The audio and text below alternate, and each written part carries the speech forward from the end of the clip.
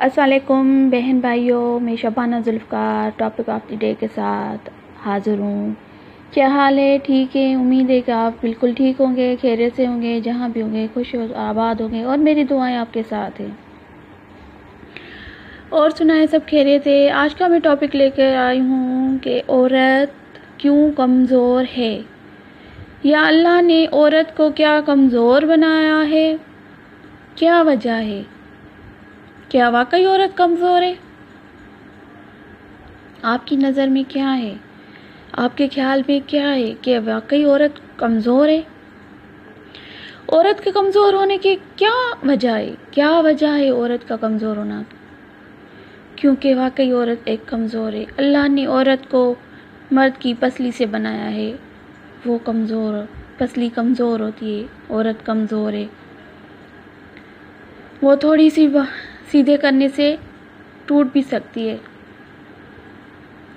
اور ویسے بھی دنیا میں دیکھا جائے تو عورت کمزور ہے، بالکل کمزور ہے، جی ہاں کمزور ہے۔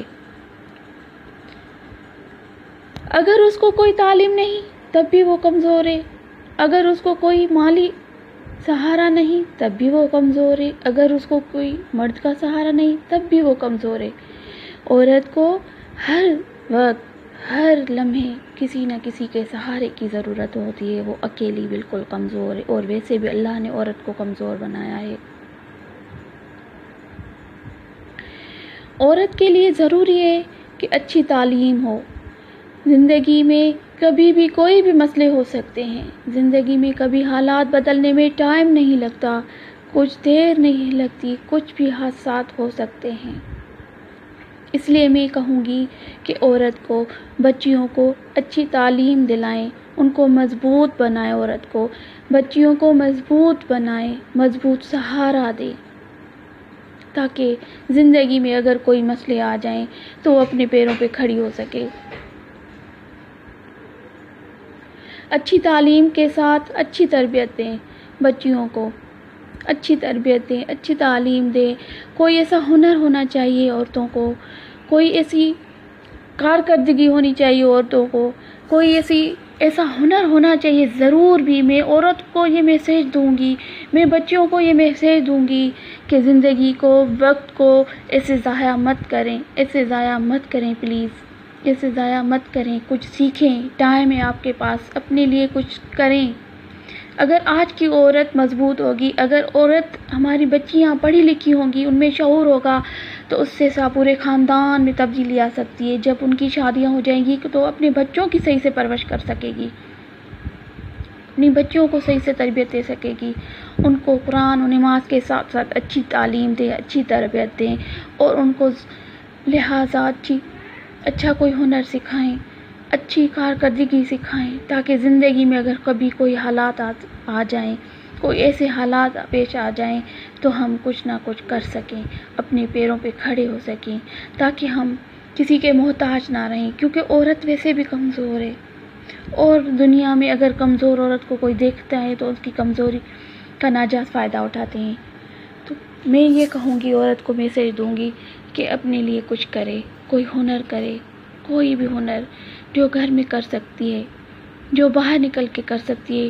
اگر اچھی تعلیم ہوگی تو وہ اچھی جاب کر سکے گی، اپنے بچوں کو گھر میں اچھی سی تعلیم دے سکے گی، ٹیوشن پڑھا کے اپنا خرچہ نکال سکتی ہے، باہر جا کے تعلیم جاب کر کے اپنا خرچہ نکال سکتی ہے۔ یا اگر اس کو کوئی ہنر ہے، کوئی آرٹ ہے، اس کے اپنے ہاتھوں کو سونا بنائیں، سونے ہاتھ بنائیں، اپنے ہاتھوں کو ایسے ہنر سکھائیں خود کو کہ کبھی یعنی آپ کے تو کوئی دوسرا محتاج ہو، آپ کسی کی محتاج نہ ہو۔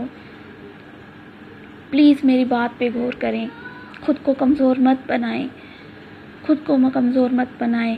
اگر ایک عورت، گھر کی ایک عورت پڑھی لکھی ہوگی، ان ہنر مند ہوگی، تو پوری فیملی ہماری جو ہے نا سدھر جائے گی، پوری فیملی میں ہمارے میں تبدیلی آ جائے گی، تبدیلی آ جائے گی۔ تبدیلی کو لانا ہے، تبدیلی کو لانا ہے۔